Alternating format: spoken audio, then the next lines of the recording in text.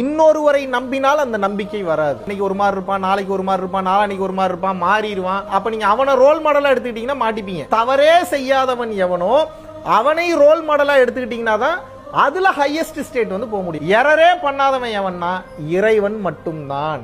இறைவன் பிறர் நலம் சார்ந்து இருக்கிறார், பார்சியாலிட்டி பார்க்க மாட்டாரு.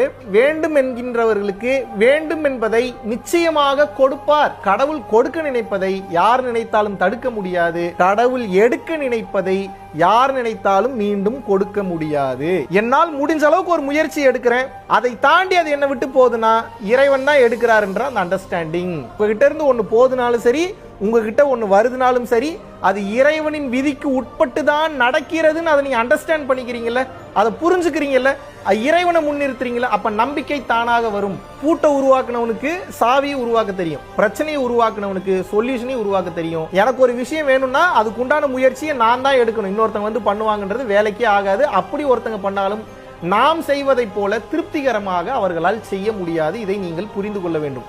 நான் தான் உழைக்க வேண்டும், நான் தான் நடக்க வேண்டும். அதுக்கு துணையா ஒரு சில பீப்புளை வச்சுக்கலாம், பட் மெயின் பிரைமரி பர்சனா நீங்க தான் இருக்கணும். அந்த சிந்தனை எனக்குள் இருந்து தான் உதயமாக வேண்டும்.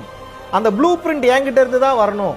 அந்த லேர்னிங் நான் தான் கத்துக்கணும்னு சொல்லி ஒவ்வொன்றையும் நீங்கள் நாலேஜபிளா கத்துக்கும் போது, லேர்ன் பண்ணும்போது அந்த தன்னம்பிக்கை தானாக பிறக்கின்றது. நல்லதோ கெட்டதோ, பாசிட்டிவோ நெகட்டிவோ, ஆனா அந்த அனுபவங்களை நீங்கள் தேடி தேடி பெறும்போது அதிக அனுபவங்களை வைத்திருப்பவன் மாபெரும் ஞானியாக இருக்கிறான். தைரியம் வரதுக்கு அனுபவம் வேணும். அனுபவம் அதிகமாக இருந்ததுன்னா, தைரியமா ஒவ்வொன்றையும் போய் ஃபேஸ் பண்றீங்கன்னா தன்னம்பிக்கை தானாக வரும்.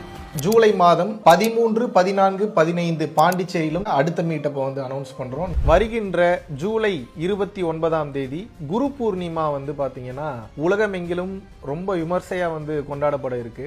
நார்மல் டைம்ல நம்ம பண்ற அந்த சக்தியை விட பௌர்ணமி டைம்ல 1000 மடங்கு அதிகப்படியான ரிட்டர்ன்ஸ் நமக்கு கிடைக்கும். பல குருமார்களுடைய மொத்த ஆற்றலும் மொத்தமாக வேலை செய்யக்கூடிய நாள் என்னன்னு வந்து பாத்தீங்கன்னா குரு பூர்ணிமா, அதாவது குரு பௌர்ணமி. தாராளமாக ஆன்லைன்ல வந்து நீங்கள் வந்து கலந்து கொள்ளலாம். அதை தொடர்ந்து ஆகஸ்ட் மாதம் 23ஆம் தேதியிலிருந்து 29ஆம் தேதி வரைக்கும் 7 நாட்கள் வந்து பாத்தீங்கன்னா பூட்டானில் வந்து ஒரு அற்புதமான ஒரு ஸ்பிரிச்சுவல் யாத்திரையை வந்து மேற்கொள்ள இருக்கிறோம். டெக்னாலஜிக்கு முக்கியத்துவம் கொடுக்காம மக்களினுடைய வாழ்க்கைக்கும் பிறவியில்லா பெருவாழ்விற்கும் முக்கியத்துவம் கொடுத்து போகக்கூடிய சக்தி மிக்க ஒரு நாடு. இந்திய குடிமகன்களுக்கு பாஸ்போர்ட் என்பது அவசியம் கிடையாது, ஓட்டர் ஐடி இருந்தா மட்டும் போதும். கீழே உள்ள கான்டாக்ட் நம்பர் கான்டாக்ட் பண்ணியும் www.paramporulfoundation.in அப்படின்ற வெப்சைட்ல போயும் உங்களது பெயரை வந்து முன்பதிவு செய்து கொள்ளலாம். நன்றி, வணக்கம்.